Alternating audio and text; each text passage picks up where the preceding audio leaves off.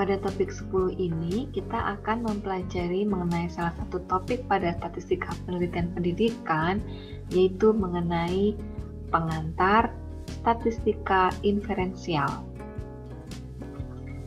Oke, adapun konten yang akan kita pelajari pada topik ini, yang pertama adalah mengenai pengertian statistika inferensial. Jadi, apa itu statistika inferensial? Kemudian yang kedua adalah pengantar mengenai uji hipotesis. Yang ketiga adalah pengertian dari hipotesis dan tentang galat atau taraf kesalahan. Oke, kita masuk ke bagian yang pertama, yaitu tentang pengertian dari statistika inferensial. Kita sudah ketahui bahwa pada topik awal statistika itu dibagi menjadi dua, yaitu statistika deskriptif dan inferensial. Perbedaannya adalah pada statistika inferensial dibutuhkan suatu kesimpulan dalam mengambil keputusan. Jadi jika terdapat data, maka kita bisa menyimpulkan melalui hipotesis-hipotesis yang ada. Untuk itu, statistika inferensial ini dibagi menjadi dua bagian. Yang pertama mengenai estimasi dan yang kedua adalah tentang tes dari hipotesis. Nah, contoh dari estimasi di sini adalah seorang pengusaha hendak memasarkan produksi barunya, mungkin ingin menaksir proporsi sesungguhnya calon pembeli produksi dengan menanyakan 100 orang sampel acak pada calon pembeli. Nah, ini contoh seseorang yang mengestimasikan bagaimana dia hendak memasarkan produksi barang barunya, gitu ya. Jadi dia bisa menafsir proporsi atau peluang sesungguhnya untuk calon pembeli gitu. Nah, sedangkan kalau test of hypothesis ini seperti ini contohnya. Seorang ibu ingin menentukan apakah sabun merek A lebih unggul dibandingkan dengan sabun merek B. Ia bisa menghipotesiskan bahwa sabun A itu lebih baik dibandingkan sabun B. Nah, setelah dilakukan pengujian, maka bisa disimpulkan nanti bahwa si ibu ini bisa menerima atau menolak hipotesis. Jika hipotesis yang pertama, dia menghipotesiskan bahwa sabun A lebih unggul dibanding sabun B, dan itu yang diterima, maka ini menjadi kesimpulannya. Dan sebaliknya, gitu ya. Jadi ini adalah test of hypothesis. Kemudian, dalam statistika inferensial, ini juga terdapat satu bagian yang disebut sebagai classical methods of estimation. Jadi ini adalah metode klasik ya untuk mengestimasi. Nah, dalam statistika dikenal dengan istilah parameter, di mana parameter ini dilambangkan dengan tanda theta ya. Jadi simbol seperti ini yang dibaca dengan theta, di mana theta ini merupakan rata-rata dari populasi, yaitu mu. Jadi parameter populasi itu dilambangkan dengan theta dan rata-rata populasi itu disimbolkan dengan mu. Sementara untuk simpangan baku itu biasanya disimbolkan dengan sigma, ya, dengan tanda seperti ini. Dan bisa pula untuk proporsi atau peluang itu bisa disimbolkan dengan simbol P, ya, pada percobaan binomial atau pada peluang, itu ya, peluang yang lebih dari satu kejadian gitu. Nah, ini untuk populasi. Nah, kita juga mengenal istilah sampel, di mana sampel itu adalah bagian dari populasi. Untuk sampel kita bisa gunakan simbol seperti ini, jadi busur theta. Ada perbedaan simbol, kalau tadi untuk populasi adalah theta saja, namun untuk sampel ada busurnya ya. Jadi ada tanda seperti garis lengkung pada simbol theta itu, di mana busur theta ini bisa merupakan rataan sampel yang disimbolkan dengan X bar. Gitu. Nah, Sementara untuk simpangan bakunya atau standar deviasinya yaitu disimbolkan dengan huruf S. Gitu. Nah, kalau proporsi biasanya disimbolkan dengan busur P. Seperti ini. Jadi perbedaannya adalah pada mu untuk sampel mu, untuk populasi menggunakan mu ya rata-ratanya, sementara untuk sampel menggunakan X bar. Lalu untuk standar deviasi atau simpangan baku pada populasi biasanya menggunakan sigma, sementara untuk sampel menggunakan huruf S. Gitu. Nah, sebuah estimator itu tidak diharapkan untuk mengestimasi populasi parameter tanpa error. Gitu. Jadi artinya kalau misalkan kita mengambil sampel, kita dalam melakukan penelitian, biasanya kan kita mengambil sampel ya, yaitu X. Nah, nilai X itu pasti tidak akan selalu sama persis dengan mu. Ya, bisa jadi persis tapi tidak selalu sama persis dengan mu atau rata-rata pada populasi. Namun tentunya kita bisa berharap bahwa nilainya itu diharapkan tidak jauh dari nilai populasi. Karena kan sampel itu diharapkan mewakili populasi. Gitu. Artinya dalam kita menggunakan sampel itu dibutuhkan error atau galat atau estimasi kesalahan. Gitu. Jadi biasanya dalam pendidikan kita bisa menggunakan error atau taraf signifikansinya itu bisa 1%, artinya kita bisa mentolerir kesalahannya itu adalah sebesar 1%.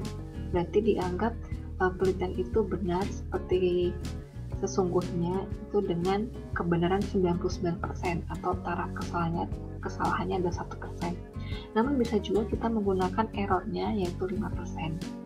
Untuk lebih lanjut nanti kita akan bahas mengenai galat ya. Oke. Untuk selanjutnya yaitu tentang hipotesis penelitian. Nah, hipotesis penelitian merupakan dugaan sementara atau jawaban sementara terhadap masalah penelitian yang kebenarannya masih harus diuji secara empiris. Jadi hipotesis itu merupakan dugaan sementara. Ya, jadi masih belum tahu bagaimana kebenarannya. Nah, untuk menentukan bagaimana kebenarannya, memang seorang peneliti harus menguji terlebih dahulu secara empiris. Beberapa hal yang harus diperhatikan dalam merumuskan hipotesis. Yang pertama yaitu menyatakan pertautan atau adanya hubungan antara dua variabel atau bisa juga lebih dari dua variabel, bisa 3 variabel, 4 variabel, dan seterusnya. Kemudian yang kedua, biasanya hipotesis dirumuskan secara jelas dan padat dan sistematis ya. Dan yang ketiga, biasanya dinyatakan dalam kalimat pernyataan. Dan yang terakhir, dapat diuji. Maksudnya, hendaklah orang mungkin mengumpulkan data guna menguji kebenaran dari hipotesis itu. Jadi memang dalam melakukan pengujian dari hipotesis, seorang peneliti perlu mengumpulkan data-datanya, ya, didukung dari data-data sumber data yang ada untuk menentukan apakah ini sesuai dengan yang diuji, ya, apakah kebenaran hipotesisnya itu bisa terbukti atau tidak, begitu. Secara garis besar, pengujian hipotesis itu dibedakan menjadi 3 hal.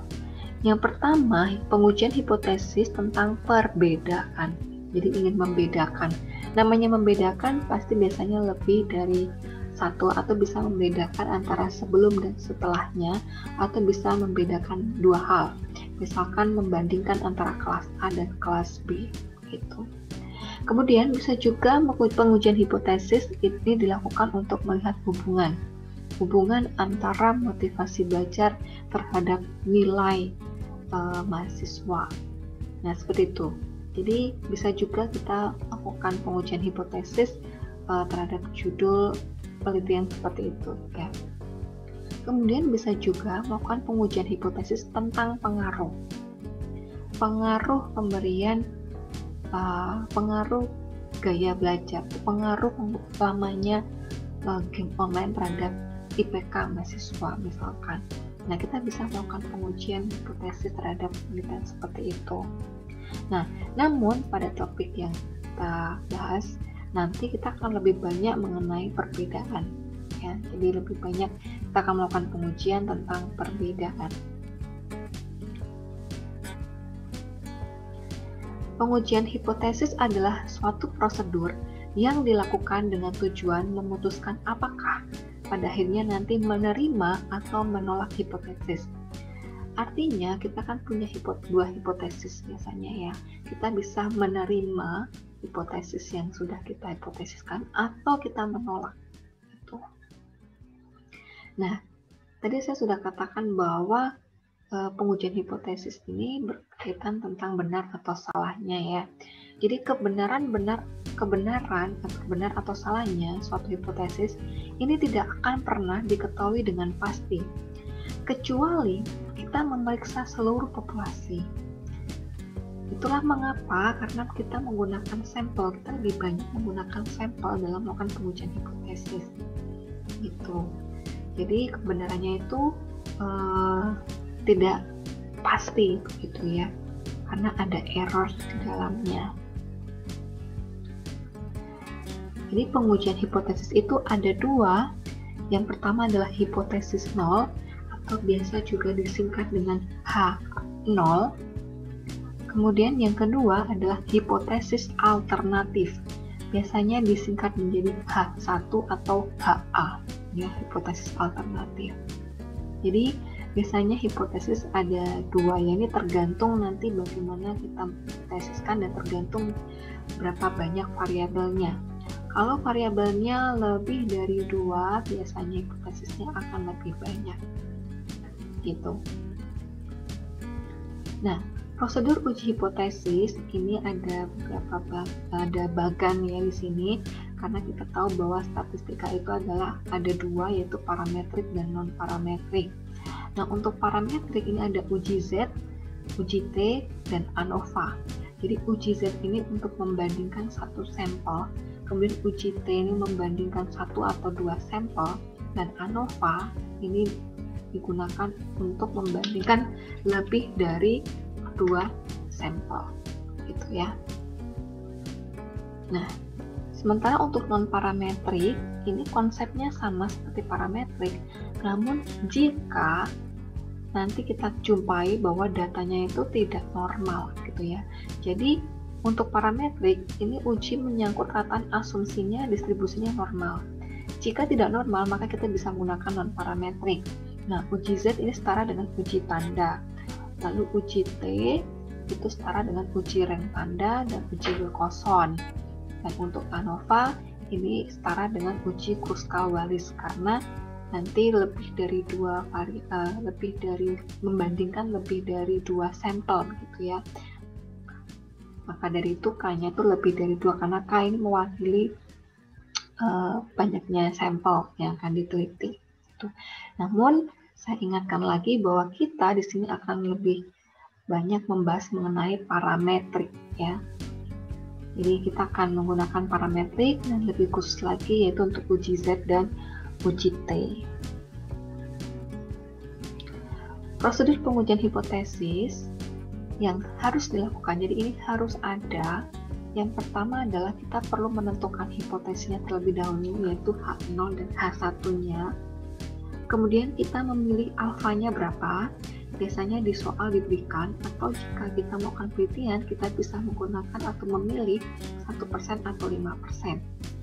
Kalau misalkan kita meneliti pada kimia atau fisika ya, yang membutuhkan ketelitian tinggi, biasanya semakin kecil alfanya akan semakin baik hasilnya. Nah, untuk pendidikan kita bisa menggunakan 1% atau 5%. Kemudian kita juga menentukan nilai tabelnya. Ini yang sudah dipelajari pada pertemuan sebelumnya ya, cara bagaimana membaca tabel. Ini ditentukan dari alfanya dan juga jumlah sampelnya. Kemudian yang ketiga, kita membuat kriteria pengujian. Kita akan menggunakan rumus apa? Kemudian kita melakukan uji statistik, melakukan perhitungan terhadap rumus yang sudah kita pilih, kemudian membuat kesimpulan. Jadi ini komponen ini harus ada, ya.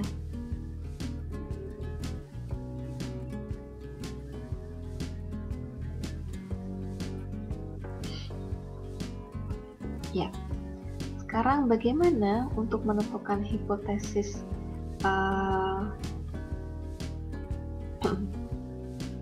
bagaimana cara kita menyusun hipotesis?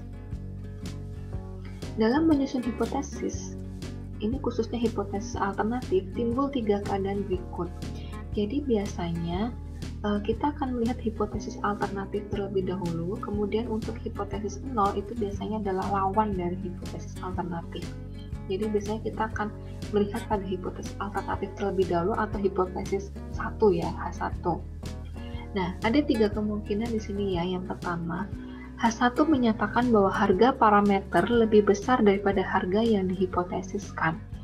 Jadi misalkan sampel 1 lebih besar dari sampel 2 gitu, atau apa yang akan kita bandingkan, kita seperti mengunggulkan salah satu.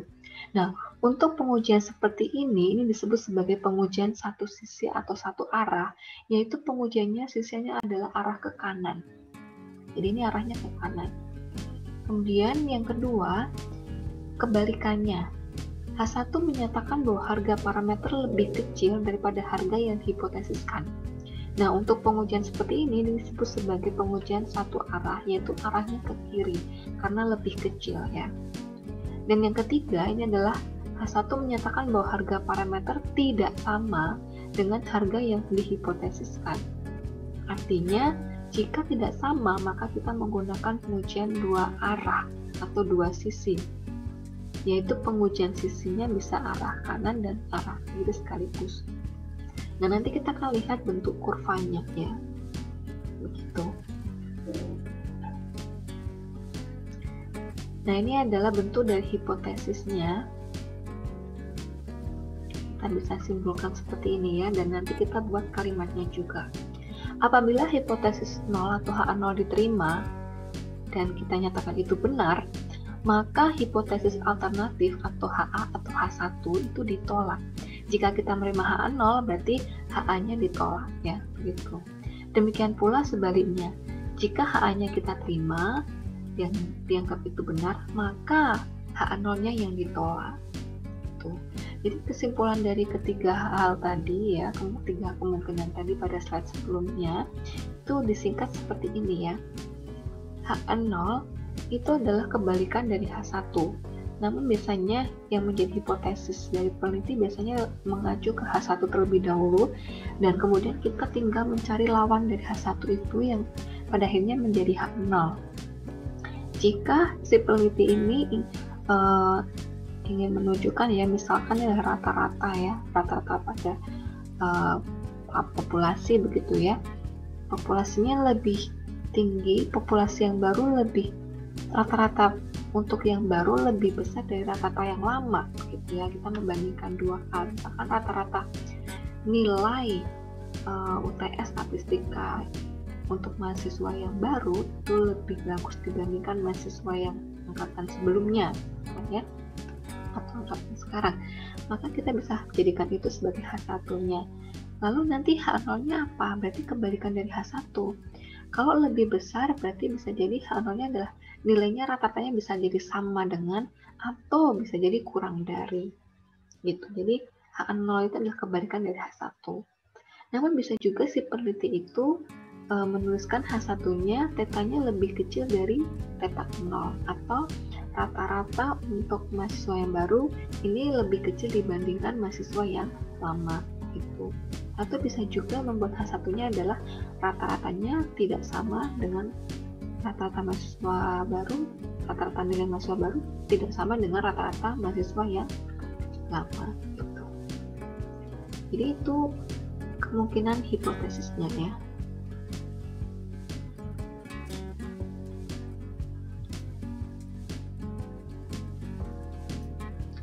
Nah, untuk selanjutnya adalah mengenai galat ya.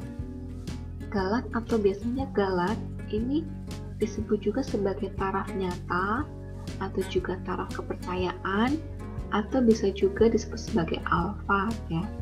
Gitu.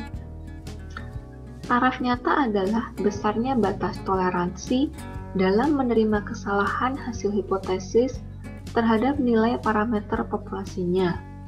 Semakin tinggi taraf nyata yang digunakan, maka semakin tinggi penolakan hipotesis nol atau hipotesis yang diuji. Padahal hipotesis nolnya benar, gitu. Nah, besaran yang sering digunakan untuk menentukan taraf nyata ini dinyatakan dalam persen, yaitu 1% atau 0,01, 5% atau 0,05, 10% atau 0,1. Sehingga secara umum taraf nyata dituliskan sebagai alfa 0,01, 0,05, dan alfa 0,1.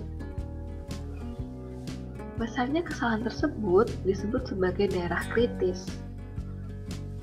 Jadi besarnya kesalahan tersebut disebut sebagai daerah kritis dari pengujian atau critical region of the test, atau disebut juga sebagai daerah penolakan atau region of rejection.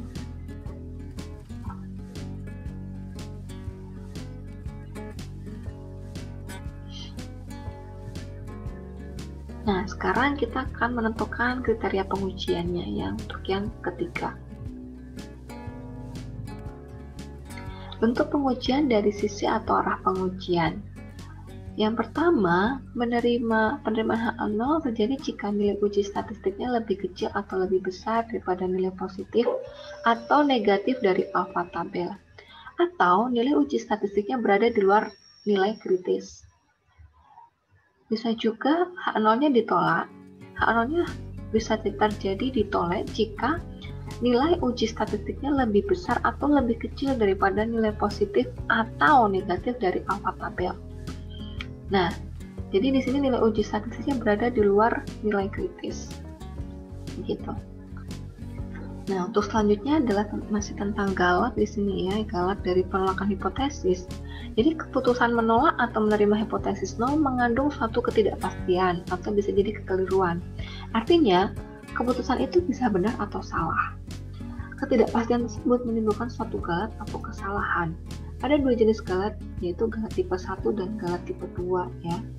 Jadi galat untuk tipe 1 ini jika H0-nya menjadi benar. Ya.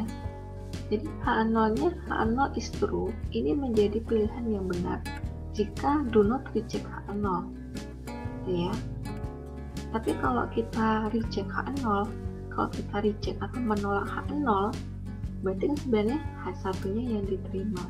Jadi ini adalah tipe 1, tipe kesalahan 1 ya. Jadi kalau do not reject atau tidak menolak artinya adalah H0-nya yang diterima ya. Kalau benar reject H0 berarti kan H0-nya diterima. Nah, ini menjadi benar. Jadi H0-nya tuh yang benar, H0 is true ya, makanya penjelasannya H0 is true. Nah, ini yang tipe 1, tipe kesalahan 1 ya.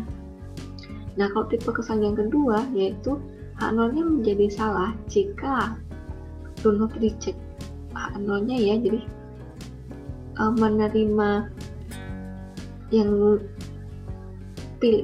correct decision ya, berarti pilihan yang benarnya itu adalah reject H0 atau dia menolak H0-nya gitu. Atau lebih mudahnya begini, jika kita menerima H0 maka sebenarnya H1-nya yang ditolak tuh. Atau kalau jika kita menolak H0 maka H1-nya yang diterima. Jadi di sini artinya ada dua kemungkinan ya. Nah, dua kemungkinan itu yang disebut sebagai galat tipe 1 dan galat tipe 2 gitu. Nah, ini mengulang penjelasan yang tadi ya. Jadi dalam pengujian hipotesis itu ada uji satu arah dan uji dua arah ya. Uji satu arah tadi bisa jadi lebih besar dan lebih kecil ya. Jadi ada dua cara menguji hipotesis nol yang bergantung pada hipotesis alternatifnya. Berdasarkan hipotesis alternatif dikenal dua pengujian, yaitu uji satu arah dan uji dua arah. Misalkan parameter populasi yang diuji adalah theta, maka uji satu arah adalah bila hipotesis nol atau H0-nya titik 2 ya. Kalau kita setelah menuliskan hipotesis itu memang H0 titik 2, kemudian theta sama dengan theta 0 dilawan dengan hipotesis alternatif H1, itu tetanya lebih besar di theta 0 ya. Theta 0 itu apa sih artinya? Theta 0 itu adalah rata-rata mula, rata-rata awal gitu. Jadi tetanya itu adalah rata-rata yang baru gitu. Atau bisa jadi H1-nya adalah tetanya kurang dari teta 0. Ini bergantung pada peneliti ya. Lalu kalau uji dua arah, kita bisa menggunakan H0,2 ya. Tetanya sama dengan teta 0, berarti kebalikan dari H0, hipotesis alternatifnya adalah H1-nya tetanya tidak sama dengan teta 0 gitu. Jadi intinya adalah H1 itu pasti tandingannya adalah H0. Atau bisa juga dipisah seperti ini ya, uji satu arah itu kita lihat H1-nya terlebih dahulu. H1-nya teta lebih besar teta 0, berarti H0-nya teta sama dengan teta 0.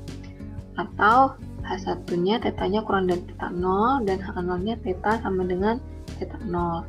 Lalu untuk uji dua arahnya, H1 sama dengan teta tidak sama dengan teta 0 dan tetanya bisa jadi sama dengan teta 0. Artinya begini, kalau yang dua arah ini ya, kita ingin membandingkan misalkan rata-rata yang baru itu tidak sama dengan rata-rata yang lama. Berarti itu kan yang diharapkan peneliti ya, misalkan ya, dia ingin membuktikan bahwa ternyata rata-rata yang baru itu tidak sama dengan rata-rata yang lama.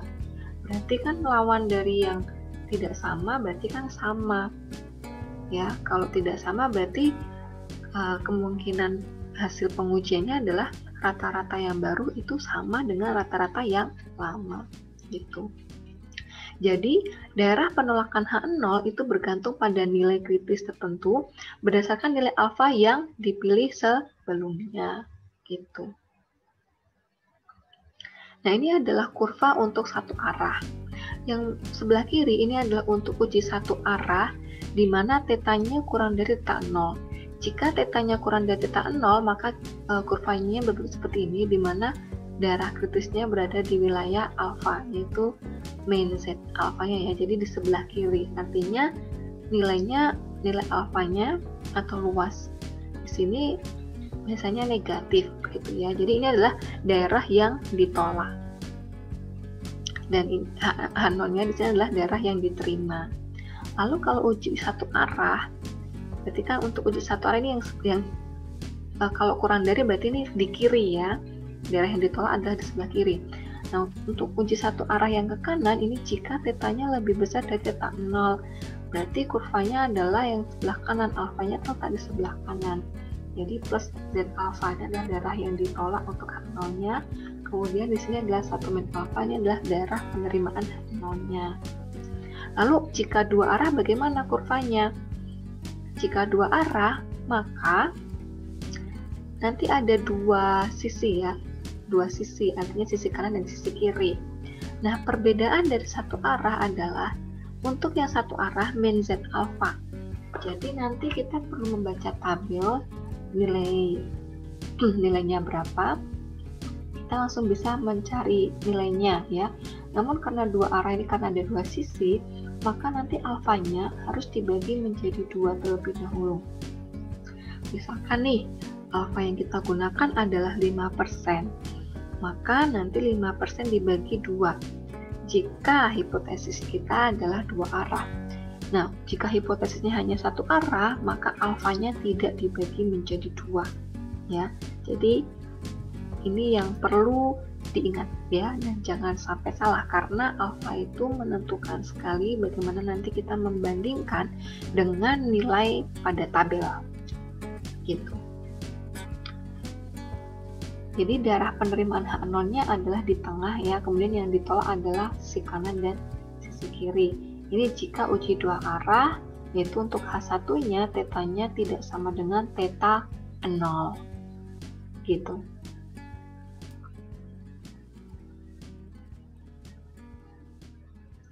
Nah, langkah selanjutnya menentukan nilai uji statistik.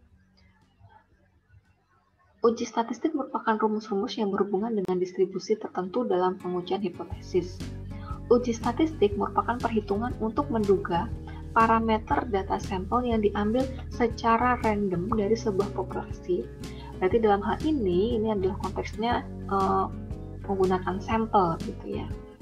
Misalkan akan diuji parameter populasi P, maka yang pertama-tama dihitung adalah kita mencari sampelnya terlebih dahulu. Jadi memang di sini sampel ya yang kita lihat. Nah, berikut ini adalah rumus-rumus yang digunakan untuk uji hipotesis. Nah, untuk masing-masing rumus ini nanti kita akan bahas pada pertemuan selanjutnya. Ini hanya gambaran secara umum bagaimana kita nanti akan menggunakan rumus-rumus ini.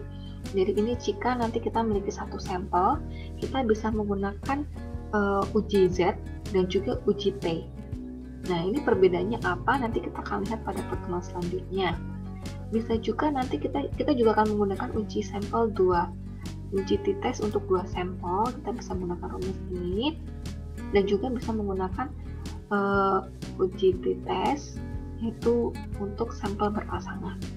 Nah, pada bagian-bagian ini nanti kita akan pelajari pada topik selanjutnya. Ini hanya sebagai gambaran saja.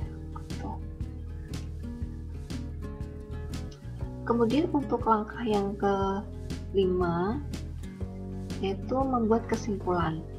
Pembuatan kesimpulan merupakan penetapan keputusan dalam hal penerimaan atau penolakan hipotesis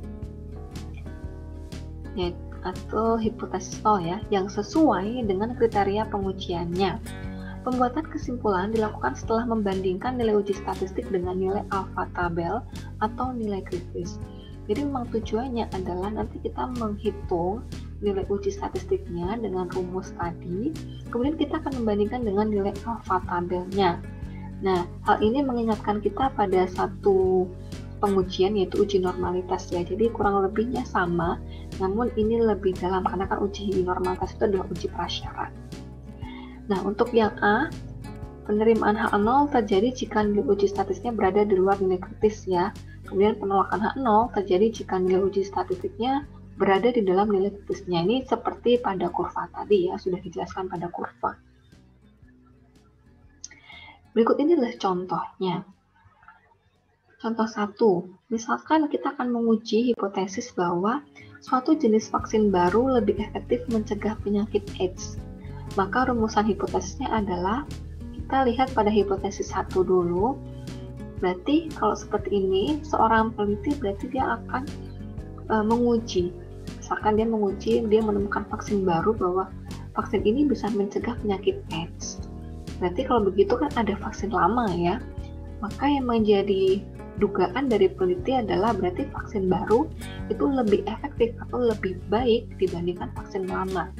Berarti kalau dari kalimat ini adalah uji satu arah ya. Karena vaksin baru kita misalkan ini adalah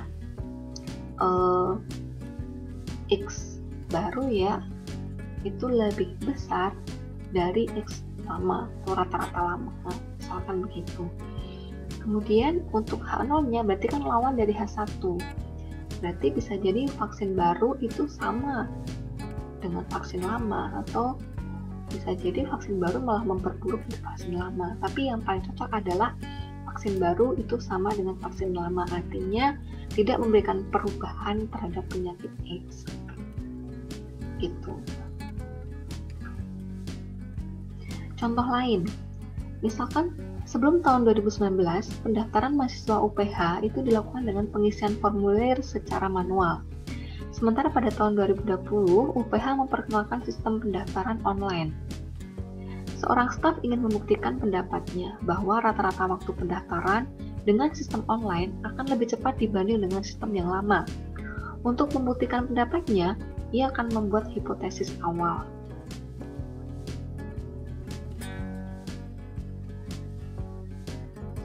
Nah, hipotesis awalnya adalah rata-rata waktu pendaftaran sistem online ini sama saja dengan sistem lama. Nah, staf tersebut akan mengambil sampel dan berharap bahwa hipotesis awal ini ditolak, sehingga pendapatnya dapat diterima, karena kan tadi menggunakan sistem online ya yang baru ya. Jadi kalau begitu, hipotesis yang cocok adalah yang online seharusnya lebih bagus daripada yang manual, begitu yang lama ya. Tuh.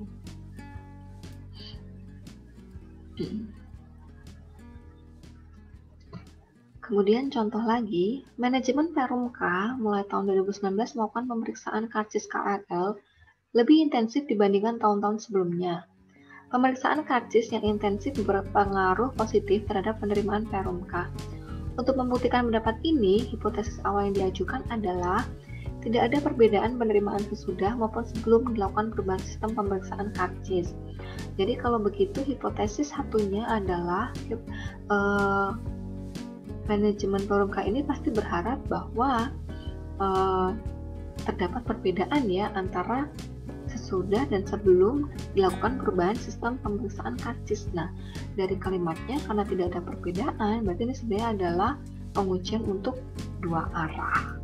Itu sama dengan dan tidak sama dengan ya.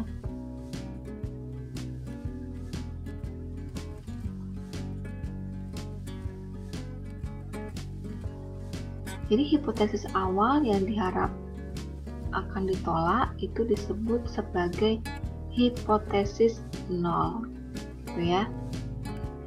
Lalu hipotesis nol juga sering menyatakan kondisi yang menjadi dasar dari perbandingan atau perlawanannya ya. Contoh lagi, pada sistem lama rata-rata pendaftaran adalah 50 menit. Kita akan menguji pendapat staf PSA tersebut. Maka, hipotesis awal dan alternatif yang dapat kita buat adalah kita bisa juga melihat terlebih dahulu pada H1-nya. Karena ini menguji tentang rata-rata pendaftaran adalah 50 menit, berarti kita bisa menggunakan, kalau kita menggunakan dua arah, maka kita bisa buat seperti ini, mu tidak sama dengan 50 menit, artinya sistem baru itu tidak sama dengan sistem lama. Berarti HA0-nya adalah mu sama dengan 50 menit, atau sistem baru dan sistem lama tidak ada perbedaan. Atau kalau kita menggunakan satu arah, maka bisa jadi HA0 yaitu mu sama dengan 50 menit, atau sistem baru sama dengan sistem lama. Dan satunya adalah mu kurang dari 50 menit, ini berarti uji satu arah, arahnya ke kiri ya, karena kurang dari. Itu dengan kata lain sistem baru itu lebih cepat dibandingkan sistem lama. Contoh lain, jawaban dari yang PRMK tadi ya, bisa juga kita membuat dua hipotesis seperti ini. Penerimaan PRMK per tahun sebelum intensifikasi pemeriksaan karcis dilakukan sama dengan 3 juta. Maka hipotesis awal dan hipotesis alternatif dapat disusun sebagai berikut. H0-nya adalah mu sama dengan 3 juta, atau sistem baru dan sistem lama tidak berbeda. Untuk H1-nya, mu tidak sama dengan 3 juta, yaitu dengan kata lain sistem baru tidak sama dengan sistem lama.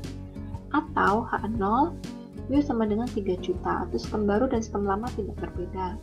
Untuk H1-nya, mu lebih besar 3 juta, atau sistem baru menyebabkan penerimaan per tahun lebih besar dibanding sistem lama.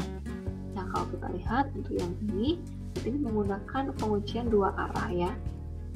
Lalu yang di bawahnya ini karena mu lebih besar dari 3 juta, berarti ini pengujian satu arah namun arahnya ke kanan. Gitu. Ya, sekian penjelasan dari saya. Semoga ilmu ini bermanfaat ya. Terima kasih, Tuhan Yesus memberkati.